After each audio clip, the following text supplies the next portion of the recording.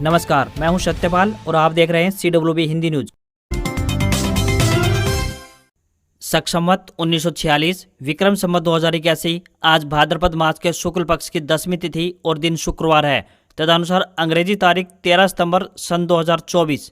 सबसे पहले एक नज़र आज की सुर्खियों पर। हरियाणा में सेकेंडरी व सीनियर सेकेंडरी पूरक परीक्षा के लिए 18 सितंबर तक करें ऑनलाइन आवेदन। बैंक ऑफ बड़ौदा हिसार में आई सुपरवाइजर के पदों पर भर्ती, इंटरव्यू से होगा सीधा चयन। फ्री सिलाई मशीन योजना, मशीन खरीदने पर मिलेंगे 15,000 रुपये, 2 से 3 लाख रुपए का आसान लोन भी मिलेगा, बताएंगे पूरी अपडेट। सरसों की कीमतों में बीते 3 दिनों में भाव में करीब 500 से 700 रुपये प्रति क्विंटल तक आया उछाल, बताएंगे मंडी के ताजा भाव। हरियाणा बीजेपी के लिए आई राहत भरी खबर, निर्दलीय चुनाव नहीं लड़ेंगे पूर्व शिक्षा मंत्री रामविलास शर्मा। 7 और 8 दिसंबर को आयोजित होगी एस्टेट परीक्षा, जल्द शुरू होगी रजिस्ट्रेशन प्रक्रिया। हरियाणा में INLD BSP गठबंधन के साथ आई गोपाल कांडा की पार्टी। हरियाणा की विधानसभा समय से 52 दिन पहले ही भंग, देश के इतिहास में ऐसा पहला मामला। हरियाणा रोडवेज ने रोहतक चरखी दादरी अलवर रूट पर एक और बस के संचालन को दिखाई हरी झंडी। कांग्रेस की 5वीं लिस्ट जारी, दोनों सीटों पर मिला हुड्डा के चहेतों को टिकट। नारनौद से जस्सी पेटवाड़ तो उकलाना से नरेश सेलवाल होंगे कांग्रेस उम्मीदवार। और कम्युनिस्ट पार्टी ऑफ इंडिया यानी मार्क्सवादी के महासचिव सीताराम येचुरी का 72 साल की उम्र में निधन, निमोनिया की वजह से दिल्ली एम्स में भर्ती थे। परिवार ने अस्पताल को बॉडी डोनेट की। और अब खबरें विस्तार से।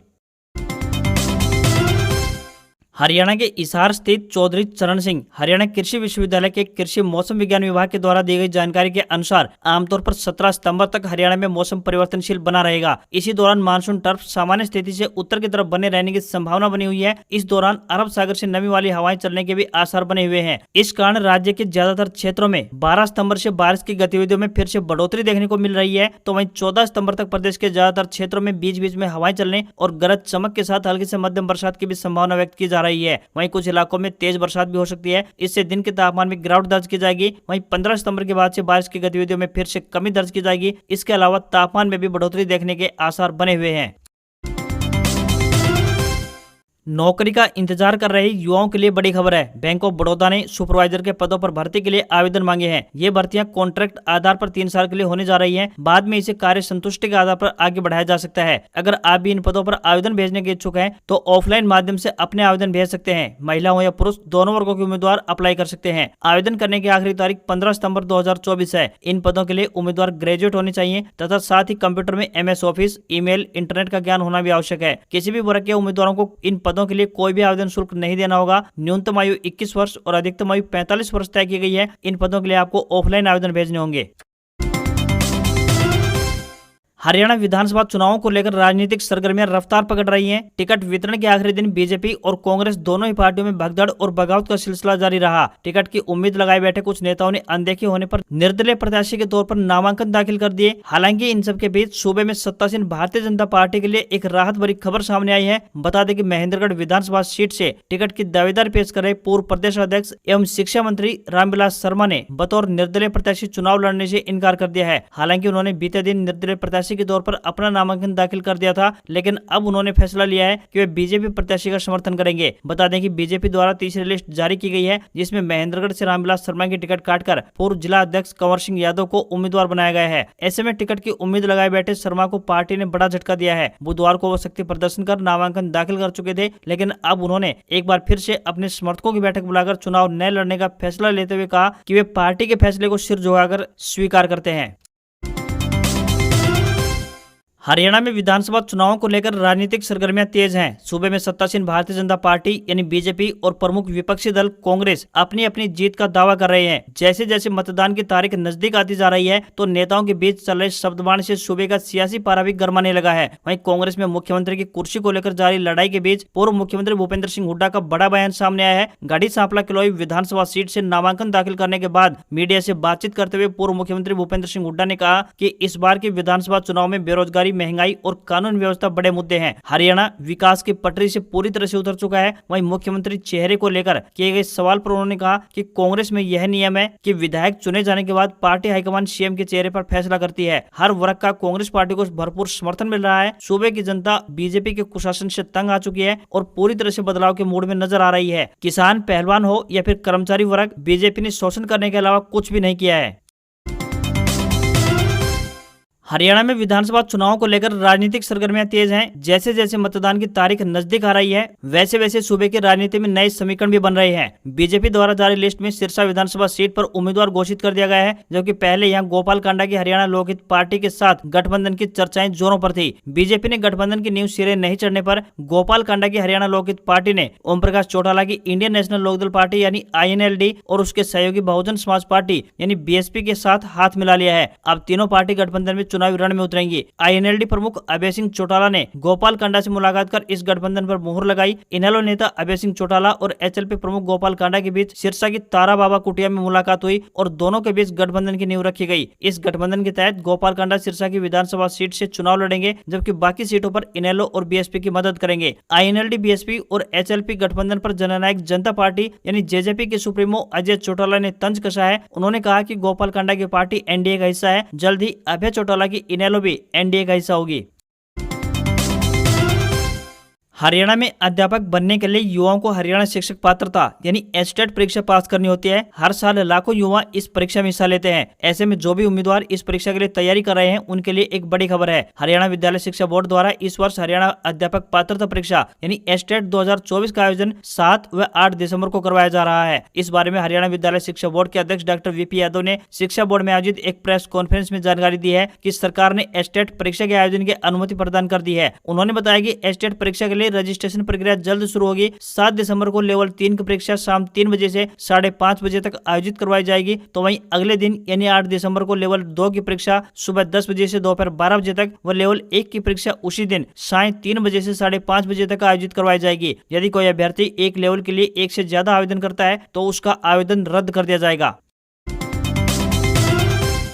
हरियाणा के गवर्नर बंडारू दत्तात्रेय ने हरियाणा की विधानसभा भंग कर दी है। हरियाणा की बीजेपी सरकार की सिफारिश पर गवर्नर ने इसका नोटिफिकेशन जारी कर दिया है। हरियाणा की विधानसभा भंग करने की अधिसूचना में गवर्नर ने लिखा, भारत के संविधान के अनुच्छेद 174 के खंड 2 के उपखंड B द्वारा मिली शक्तियों का प्रयोग करते हुए मैं बंडारू दत्तात्रेय हरियाणा के राज्यपाल तत्काल प्रभाव से हरियाणा विधानसभा भंग करता हूँ। दरअसल 6 महीने की अवधि में विधानसभा सत्र न बुला पाने के संवैधानिक संकट से बचने के लिए हरियाणा सरकार ने यह कदम उठाया था, जिसके बाद हरियाणा की 14वीं विधानसभा समय से पहले भंग कर दी गई है। हरियाणा में सरकार का कार्यकाल 3 नवंबर तक था, यानी यह 52 दिन बचा था। नियमों के चलते 12 सितंबर तक सत्र बुलाना अनिवार्य था। हालांकि नायब सिंह सैनी अब कार्यवाहक CM बने रहेंगे। देश के इतिहास में इस तरह के संवैधानिक संकट के बाद विधानसभा भंग होने की यह पहली स्थिति है। देश आजाद होने के बाद कभी ऐसी स्थिति नहीं आई। यहाँ तक कि कोरोना काल में भी हरियाणा में इस संकट को टालने के लिए 1 दिन का सेशन बुलाया गया था। इससे पहले भी हरियाणा विधानसभा 3 बार भंग हुई, लेकिन तब समय से पहले चुनाव करवाने के लिए ऐसा किया गया था। बता दें कि राज्य में इस समय 14वीं विधानसभा चल रही है। 15वीं विधानसभा के गठन के लिए चुनाव की घोषणा हो चुकी है। 5 अक्टूबर को वोटिंग और 8 अक्टूबर को नतीजे घोषित होंगे। मौजूदा विधानसभा का कार्यकाल 3 नवंबर तक है। उसके बाद प्रदेश चलाने के लिए नई सरकार का गठन हो जाएगा। हरियाणा विद्यालय शिक्षा बोर्ड यानी HBSC की तरफ से संचालित की जाने वाली सेकेंडरी व सीनियर सेकेंडरी यानी शैक्षिक पूर्व परीक्षा कंपार्टमेंट अतिरिक्त उत्तीर्ण अतिरिक्त विषय आंशिक व पूर्ण विषय अंक सुधार परीक्षा सितंबर 2024 के लिए 10 सितंबर की तिथि निर्धारित की गई थी। आपको बता दें कि अब इस तिथि को बढ़ा दिया गया है। अब इसे बढ़ाकर 18 सितंबर कर दिया गया है। हरियाणा विद्यालय शिक्षा बोर्ड के अध्यक्ष डॉक्टर VP यादव ने कहा कि सेकेंडरी व सीनियर सेकेंडरी शैक्षिक पूर्व परीक्षा सितंबर 2024 के लिए परीक्षार्थी 1000 रुपए लेट फीस के साथ 18 सितंबर तक को ऑनलाइन आवेदन कर सकते हैं। जो परीक्षार्थी सेकेंडरी व सीनियर सेकेंडरी यानी शैक्षिक फरवरी या मार्च 2024 व जुलाई 2024 की परीक्षा में पास रहे हैं मगर किसी एक अनिवार्य विषय में फेल हैं, ऐसे परीक्षार्थी भी अतिरिक्त उत्तीर्ण श्रेणी के अंतर्गत पिछला अनुक्रमांक दर्ज करते हुए 18 सितंबर तक ऑनलाइन आवेदन कर पाएंगे। हरियाणा विधानसभा चुनाव के लिए बीजेपी ने स्टार प्रचारकों की सूची जारी कर दी है। इस सूची में PM नरेंद्र मोदी, केंद्रीय मंत्री JP नड्डा, अमित शाह, राजनाथ सिंह, नितिन गडकरी, मनोहर लाल खट्टर, शिवराज सिंह चौहान, हरियाणा के CM नायब सिंह सैनी, यूपी के CM योगी आदित्यनाथ और राजस्थान के CM भजनलाल शर्मा के अलावा कई अन्य वरिष्ठ नेता शामिल हैं। भाजपा ने 90 सीटों पर अपने उम्मीदवार उतार दिए हैं। पार्टी ने किसी भी दल के साथ कोई समझौता नहीं किया है। यहाँ तक कि पार्टी दबाव में भी नहीं आई। रामविलास शर्मा ने नामांकन भरकर भाजपा पर दबाव बनाने की कोशिश की थी मगर पार्टी ने उन्हें टिकट नहीं दिया। वहीं कृष्णपाल गुर्जर भी अपने बेटे को टिकट दिलाने के लिए काफी कोशिश कर रहे थे मगर पार्टी ने उनके बेटे को भी टिकट नहीं दिया। 16 सितंबर तक नामांकन पत्र वापस लिए जा सकते हैं। नामांकन प्रक्रिया पूरी होने के बाद अब राजनीतिक दलों का जोर चुनाव प्रचार पर रहेगा। भाजपा और आम आदमी पार्टी ने इस बार किसी भी दल से गठबंधन किए बिना अपनी सभी 90 विधानसभा सीटों पर उम्मीदवार उतार दिए हैं। वहीं कांग्रेस ने 89 सीटों पर उम्मीदवार उतारे हैं और भिवानी विधानसभा सीट पर माकपा के उम्मीदवार का समर्थन किया है। कांग्रेस पर कटाक्ष करते हुए केंद्रीय मंत्री मनोहर लाल खट्टर ने कहा कि कुछ दल गठबंधन के साथ ही तलाश रहे हैं, मगर उन्हें गठबंधन के लिए दल नहीं मिल रहे हैं। जो मिलता भी है वह अपने हाथ पीछे खींच लेता है। इसलिए आज भी कांग्रेस का पिछले 10 साल का प्रशासन लोगों को याद है। उन्होंने कहा कि भय का वातावरण था, हफ्ते लिए जाते थे, थाने चौकियां बिकते थे, इनकी बोलियां लगती थी। सीएम सैनी ने 2 महीने में इतनी घोषणाएं कर दी जो कांग्रेस के 10 सालों के कार्यकाल पर भारी है। कांग्रेस अपने प्रत्याशियों की घोषणा तक नहीं कर पा रही है। प्रत्याशी निर्दलीय नामांकन कराने को विवश हो रहे हैं, उन्हें तैयारी का मौका तक नहीं मिल पा रहा है। यदि कांग्रेस प्रत्याशी घोषित नहीं कर पाती है तो निर्दलियों की लाइन लंबी हो सकती है। हरियाणा के पूर्व मंत्री सावित्री जिंदल ने निर्दलीय प्रत्याशी के रूप में चुनाव लड़ने का फैसला किया है। वहीं हिसार विधानसभा क्षेत्र से उन्होंने कमल गुप्ता के खिलाफ अपना नामांकन दाखिल किया। उनके निर्दलीय चुनाव लड़ने के फैसले ने सियासी गलियारों में चर्चाओं का बाजार गर्म कर दिया है। हरियाणा के कुरुक्षेत्र में 14 सितंबर यानी कल प्रधानमंत्री श्री नरेंद्र मोदी रैली करेंगे। कुरुक्षेत्र के थीम पार्क में प्रधानमंत्री समेत काफी संख्या में वीवीआईपी के आगमन को लेकर पुलिस ने एडवाइजरी जारी कर दी है। पीएम की रैली के चलते कई मार्गों पर यातायात प्रतिबंधित रहेगा। रैली स्थल से लेकर 2 किलोमीटर दूर तक सुरक्षाकर्मी तैनात किए गए हैं। गौरतलब है कि शनिवार को प्रधानमंत्री नरेंद्र मोदी विधानसभा चुनाव प्रचार के लिए आयोजित थीम पार्क कुरुक्षेत्र में रैली करेंगे। कुरुक्षेत्र विश्वविद्यालय व ब्रह्म सरोवर के पश्चिमी एरिया में कुछ समय के लिए आमजन के लिए यातायात पर पूर्ण प्रतिबंध रहेगा। तो वहीं पुलिस ने आम जनता के लिए पार्किंग स्थल 18 मंजिला मंदिर के पास तिरुपति बालाजी मंदिर के पीछे पार्किंग स्थल बनाया गया है। इसके साथ बिना किसी इमरजेंसी में घर के बाहर ना निकले, वैकल्पिक मार्गों का प्रयोग करें। रैली में आने वालों से अपील की गई है कि अपने वाहनों को सड़कों पर खड़ा न करें। मारुति सुजुकी ने अपनी सबसे पॉपुलर कार स्विफ्ट का सीएनजी वर्जन भारत में लॉन्च कर दिया है। कंपनी ने इसी साल मई में इसका 4th जनरेशन मॉडल भारतीय बाजार में उतारा था। स्विफ्ट एस सीएनजी में मैकेनिकल अपडेट के अलावा कोई बदलाव नहीं किए गए हैं। कंपनी का दावा है कि नई स्विफ्ट सीएनजी वर्जन में 32.85 किलोमीटर का माइलेज देगी। कार पेट्रोल वर्जन में एमटी ट्रांसमिशन के साथ 24.8 किलोमीटर प्रति लीटर और ऑटोमेटिक ट्रांसमिशन के साथ 25.7 किलोमीटर प्रति लीटर का माइलेज देती है। यह भारत में सबसे ज्यादा माइलेज देने वाली हैचबैक कार है। न्यू जेन स्विफ्ट में wireless charger, multi information screen और सेफ्टी के लिए सभी वेरिएंट में 6 airbag, ESP, hill hold control और 3 पॉइंट सीट बेल्ट जैसे फीचर्स दिए गए हैं। भारत में इसका मुकाबला हुंडई ग्रैंड i10, नियोस और टाटा टियागो के साथ है। पेट्रोल मैनुअल वेरिएंट के मुकाबले स्विफ्ट के सीएनजी वेरिएंट की कीमत 90,000 रुपए ज्यादा है। इसकी कीमत 8,20,000 रुपए से शुरू होकर 9,20,000 रुपए तक जाती है।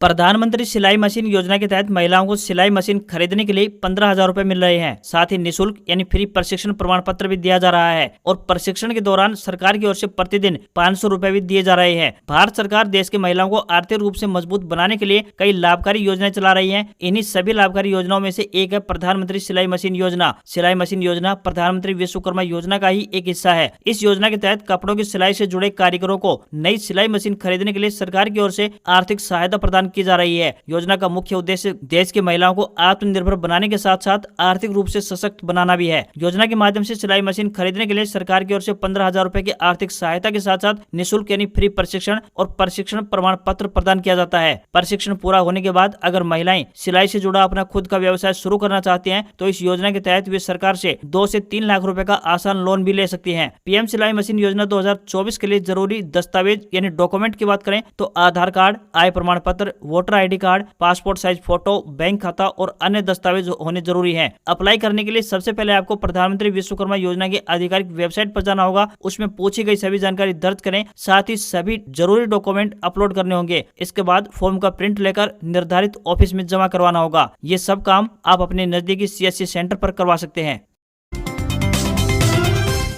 हरियाणा व राजस्थान समेत विभिन्न राज्यों की मंडियों के ताजा भाव हमें प्राप्त हुए हैं। सरसों की कीमतों में भी 3 दिनों से भाव में करीब 500 से 700 रुपए प्रति क्विंटल तक का उछाल देखा जा रहा है। तो सबसे पहले बात करते हैं सिरसा मंडी की। तो सिरसा मंडी में सरसों का ताजा भाव 5,600 रुपए से लेकर 6,296 रुपए प्रति क्विंटल है। ग्वार का भाव 4,400 रुपए प्रति क्विंटल से लेकर 4,963 रुपए प्रति क्विंटल है। चना 7,000 से 7,400 रुपए प्रति क्विंटल, मूंग 6,000 से 7,190 रुपए प्रति क्विंटल, गेहूं 2,400 से 2,550 रुपए, जौ का भाव 1,800 से लेकर 2,050 रुपए प्रति क्विंटल। 1,509 धान के भाव की बात करें तो 2,200 से लेकर 2,470 रुपए प्रति क्विंटल का रहा है। वहीं एलनाबाद मंडी में सरसों का ताजा भाव 5,700 रुपए प्रति क्विंटल से लेकर 6,200 रुपए प्रति क्विंटल है। ग्वार का ताजा भाव 4,975 रुपए प्रति क्विंटल, चना 7,200 रुपए प्रति क्विंटल, मूंग का भाव 7,200 रुपए प्रति क्विंटल, गेहूं 2,518 रुपए, अरंडी का भाव 55 रुपए प्रति क्विंटल, मूंगफली 3,680 रुपए प्रति क्विंटल का रहा है। वहीं राजस्थान की राजधानी जयपुर में सरसों का ताजा भाव की बात बात करें तो 6,750 रुपए से लेकर 6,775 रुपए प्रति क्विंटल का रहा है। वहीं खल का भाव 2,720 से 2,725 रुपए प्रति क्विंटल। दिल्ली में सरसों का ताजा भाव 6,475 रुपए से लेकर 6,525 रुपए प्रति क्विंटल का रहा है। वहीं हरियाणा की चरखी दादरी मंडी में सरसों का ताजा भाव 6,450 रुपए से लेकर 6,500 रुपए प्रति क्विंटल का रहा है। तो वहीं चरखी दादरी मंडी में खल का ताजा भाव 27 रुपए प्रति क्विंटल चल रहा है। भारतीय शेयर बाजार में सेंसेक्स 83,116 के रिकॉर्ड हाई पर पहुंच गया। निफ्टी ने भी 25,433 का अपना हाई बनाया। हालांकि बाद में दोनों इंडेक्स थोड़ा नीचे आए और सेंसेक्स 1439 अंक चढ़कर 82,962 और निफ्टी 470 अंक चढ़कर 25,388 के स्तर पर क्लोज हुआ। रिलायंस, HDFC बैंक, भारतीय एयरटेल और इन्फोसिस ने बाजार को सबसे ज्यादा चढ़ाया, जबकि नेस्ले इंडिया गिरावट वाला इकलौता शेयर रहा। वहीं 10 ग्राम 24 कैरेट सोने का भाव 193 रुपए कम होकर 71,801 रुपए पर पहुंच गया है। तो वहीं चांदी 219 रुपए गिरकर 83,188 रुपए प्रति किलोग्राम पहुंच गई है। दिल्ली में 10 ग्राम 22 कैरेट सोने की कीमत 67,200 रुपए और 10 ग्राम के 24 कैरेट सोने की कीमत 73,300 रुपए पहुंच गई है। आज खबरों में बस इतना ही। देखते रहिए आपका अपना हरियाणा का सबसे बेहतरीन news channel CWB Hindi news. नमस्कार। इसी आशा के साथ आपका दिन शुभ रहे।